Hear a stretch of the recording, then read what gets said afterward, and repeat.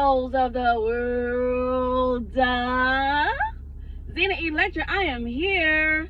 Yeah. Sharing these good vibes of you.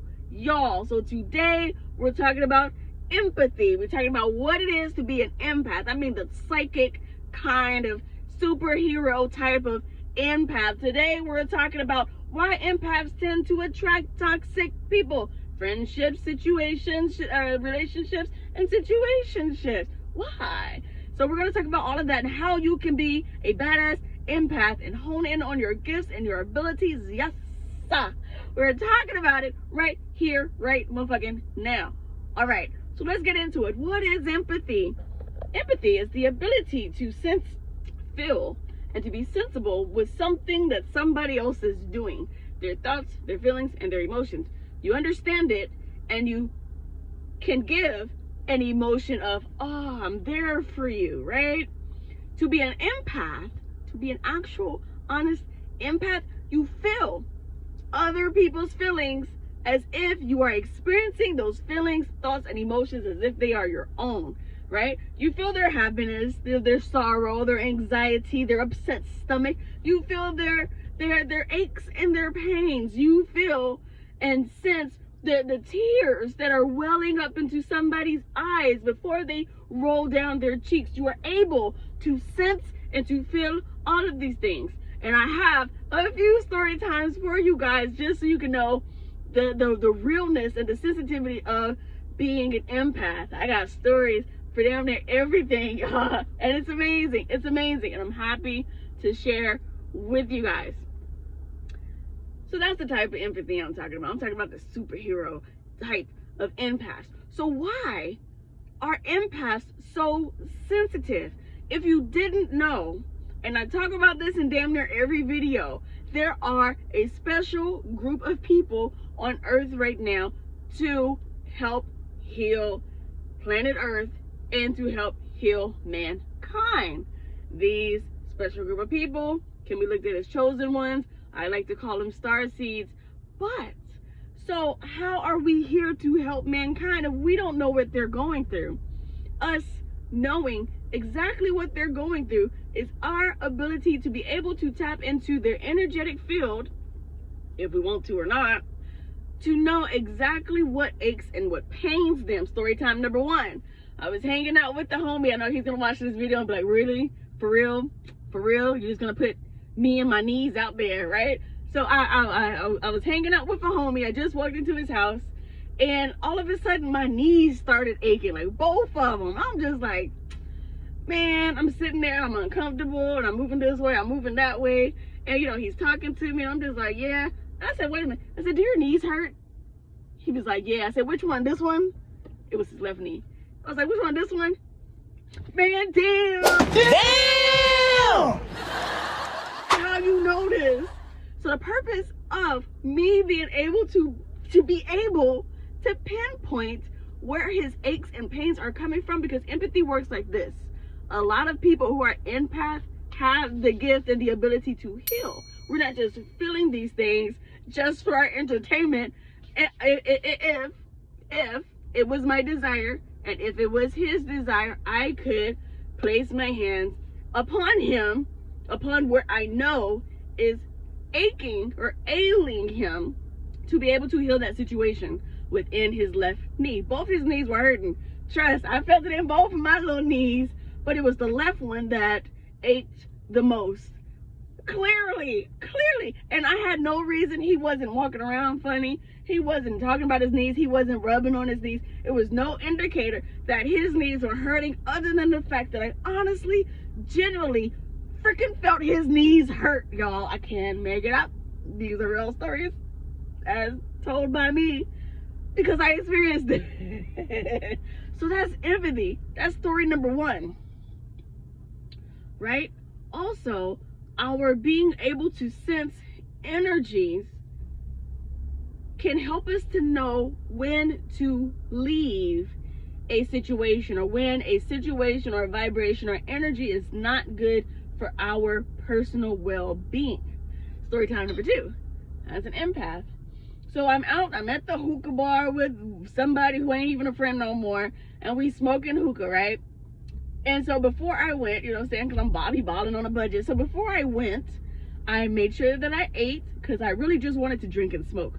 That's really all I wanted to do. I just wanted to drink, have a beer, 2 beers, maybe a cocktail, and smoke. That's all I wanted. Very simple, very simple.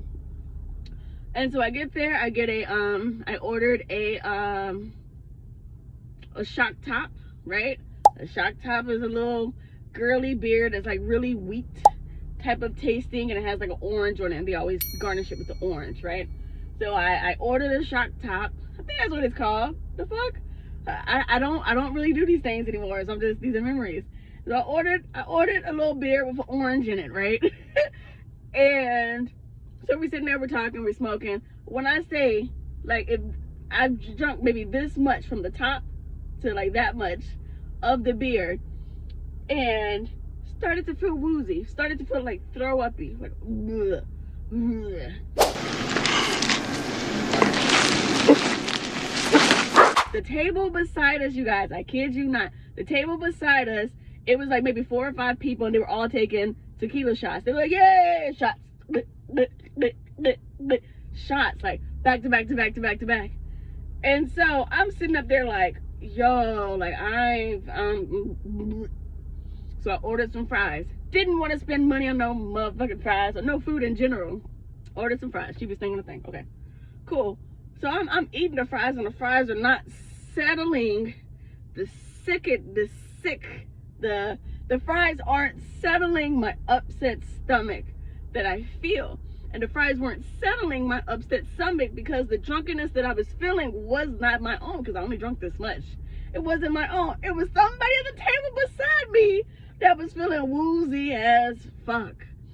And I was picking up on that. It wasn't until, because shortly after that, when I say that chick smashed my fries, she smashed my fries on some Homer Simpson hump type stuff. It's like, lady, if you were hungry, we could have ordered fries a long motherfucking time ago. These are my survival fries. I'm trying to live to enjoy this experience that we're experiencing. But it wasn't my drunkenness, right? And so it wasn't until I left that space, that energy, and the further I got from the building, the calmer my stomach felt, the better I felt. And it was the energy in that place had become too dense for me. I was literally not trying to. I was literally picking up somebody else's drunkenness, which made me feel as if I had been taking the shots when I didn't even finish one beer. One. This much. I sip, and that was it. Like, like, that was it. Just a little sip, and that was it. And I left. Didn't care about the hookah no more. Too nauseous to care. Didn't care about the fries, the chick smashed. None of that. So empathy is to be an empath, a real empath, is feeling somebody else's something as if it's your own.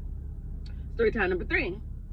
Driving Lyft, right? I've been a driver for a long time. I enjoy driving Lyft because I never know who I'm going to interact with. And so I pick up a trans woman. I'm trying to figure out how to say this. I pick up a trans woman and another guy, right? So I picked up a guy that was presenting as female, and I picked up a guy that was presenting as guy, right? And so, you know, we're driving, but soon as the first person that got in the car was the trans woman. And so, you know, and I felt something. I felt like sadness. And I was just like, So the other person got in the car, and we're driving, you know what I'm saying? I make sure I play good music. They bop into the music. They having their own conversation. I'm just doing my driver thing. And then so we make 2 stops. The first stop was to drop off the other person, the guy that was presenting as a guy. And then so it was just me and the trans woman in the car. We're driving. And so I take her to work. And as I'm driving, I feel the tears in my eyes. You know, like how you're about to cry and your eyes get watery? Both of my eyes started watering. As I'm pulling into this person's place of work. And I'm just like, are you sad? I had to ask, like, are you sad? Like, I'm not trying to get into your business. And then we had this long conversation. It was a very beautiful conversation. It was a very healing conversation. But yes, this person was fighting back tears because of just life. Life was lifing, and that's all I could say about that. Like, life was lifing, and this person was fighting back tears. And even though I'm driving, my eyes are here, the person is back there, I still was able to feel what they were feeling as I'm working, which was tears. And so as soon as we parked, I'm like, is it okay? Can I hug you? Do you just want to hug? I felt like this person wanted a hug, and I don't be touching people, y'all, because I know I'm sensitive. I don't like touching motherfuckers. I really try not to. And sometimes it scares me when people touch me. I'm like, like, leave me alone. No, you know, you pull your shirt away. No, don't touch me. Leave me alone. Like, I don't like when motherfuckers touch me. Don't. So that was that. So why is that? Why is that? So did you know that your auric field extends 6 feet, up to 6 feet around you, in front of you, beside you, behind you, above you, below you, all around you, up to 6 feet. This is why in 2020, a lot of people were starting to have their awakening, and they said, y'all, stay 6 feet apart so you don't get sick. The sickness was waking up from a sick world. That's what it was. So, and plus, people were having heart chakra expansions at that point in time. I remember I was in 2020, I was delivering Amazon. I be hustling, y'all. I was delivering Amazon Flex, and I literally thought I was gonna die on somebody's front porch because I was having like heart palpitations, and that was my heart chakra expanding because of the energy that was coming from the sun back then. And I knew this then. It didn't make me feel no better about it. It didn't make me feel no better about it, but I knew this then. Knowledge is power. Knowledge is power. Knowledge is power. Okay. I call myself an information whore. Like, I love information. Like, it turns me on. Give it to me. Give it to me, baby. Give it to me. So because our auric fields extend so far beyond us, like 6 feet, that's longer than I am tall. You know what I'm saying? I'm only 5'2" in this bitch. So it's longer than I am tall. So if this is my field all around, that's why, like, when and I heard a goddess say this on her podcast. Check her out, Tangia Northstar. But even like when your eyes are closed, you can feel somebody if your eyes are closed or if you're sleeping. But you can tell when somebody reaches the end of your auric field. Once they get that close, and your eyes pop open, like, oh, how you knew I was there? I fucking felt you because you entered into my field, right? Pangea, did you say that? I feel like you said that. I be watching so many YouTubes, y'all. Like, information is everywhere. Get some. Get some, get some.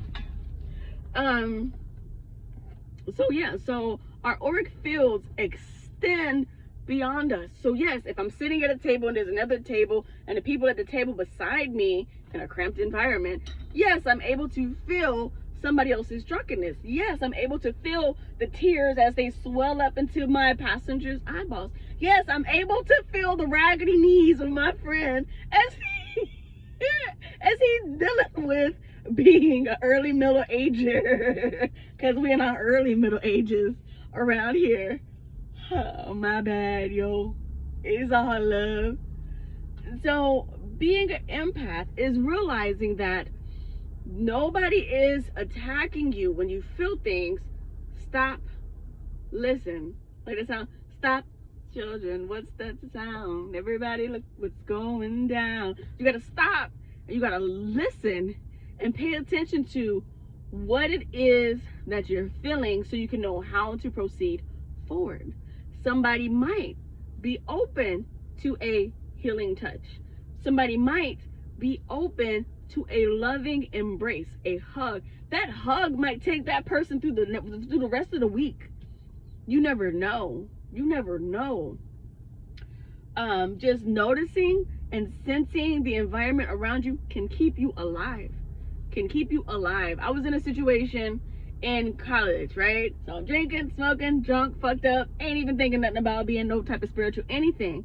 However, I was at something called the Damn Near Naked Party, right? The Sigmas at Tennessee State, they would throw a damn near naked party. So everybody there was damn near naked, right? And so I remember being in my homie's car before we got out the car, and I'm just like, I don't really want to go in there, but I didn't drive, so I can't leave. And I remember thinking, I know I don't want to go in there. I know I don't. And we go in. And as soon as we go in, chaos, mayhem, people trampling people, there's tasers going off, the alarm is going off, like the and like this, people just running, and all the doors are locked. All the doors are locked. We're just sitting up here like, can't get out, trapped. My spirit knew this. That's clear sentience, when you are able to sense an approaching something that hasn't occurred yet. That's a clear. Check out my clairs, y'all. I did a whole series on clair audience, clair cognizance, clairvoyance, clairsentience. And I even touched on clairolfactance, but I will do a video specifically for clairolfactance, which is the ability to smell spirit. And right before I did this video, I stopped, I paused, I did like a take, right? Because I smelt something in here, and I actually sent the video to my friend. I was like, yo, what the fuck was that? Like, I stopped what I was saying while making this video because something was in here with me, and I didn't know what it was, but I could smell it, and etc. Right? To be an empath, I smell something. I smell like there's a spirit.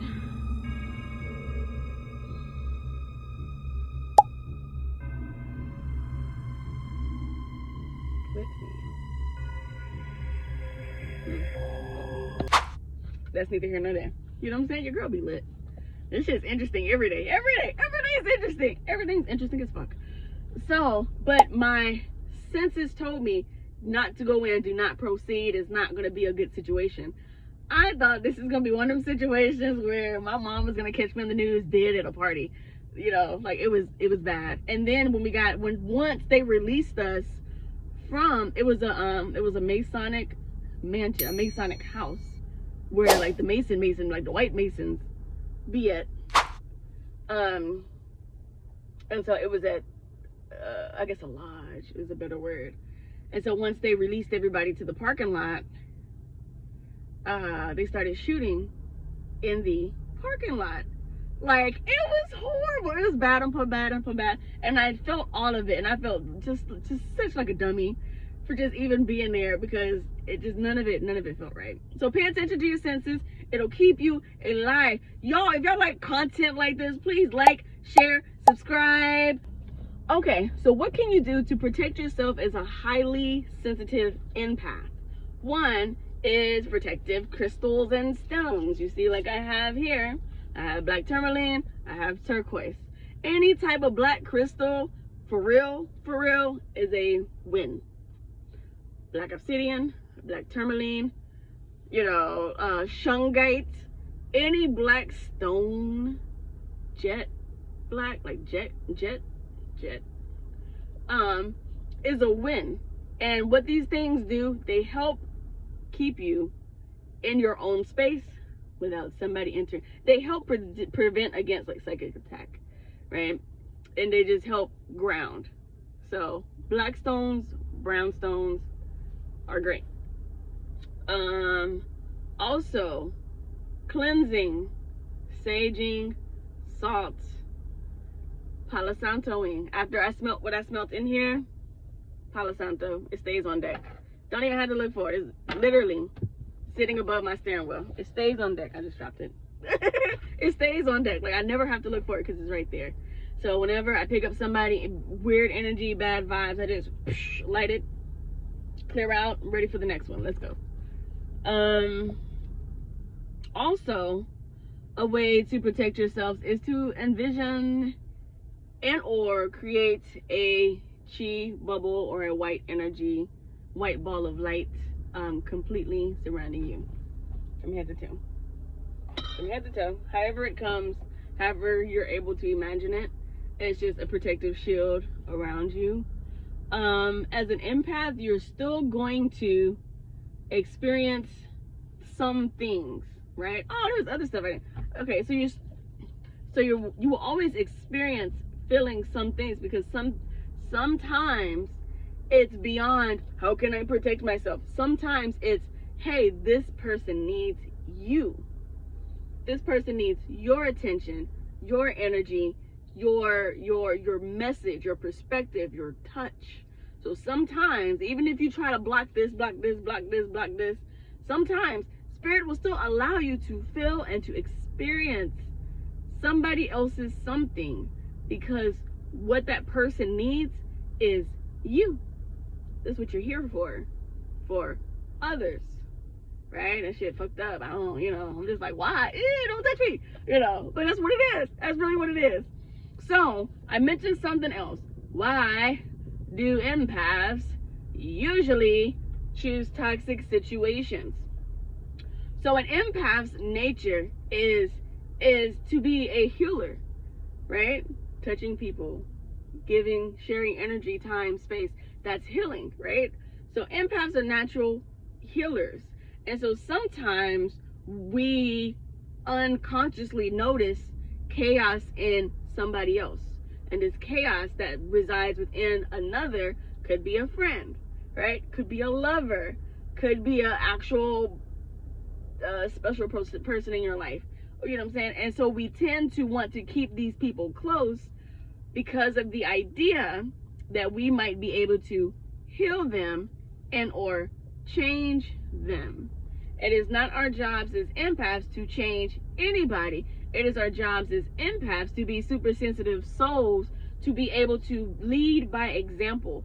When I call out way showers, light bearers, these are people who are leading by example, showing other people how to be compassionate, showing people how to be patient, showing others how to walk in this world and to not take every motherfucking thing personal, and to be able to laugh it off, to be able to let it roll off your back and drip down your booty crack. I just made that up, y'all. Roll off your back, drip down your booty cracks. It's okay to laugh. It's okay to not be so serious. And so a lot of times empaths, like people say the runner chaser twin flame scenario is just an empath and a narcissist. Empaths usually do attract narcissistic people. Narcissistic people desire supply, energetic supply, and empaths are natural givers. They tend to give and to help and to assist, and sometimes their willingness to give and to help and to assist goes to the wrong source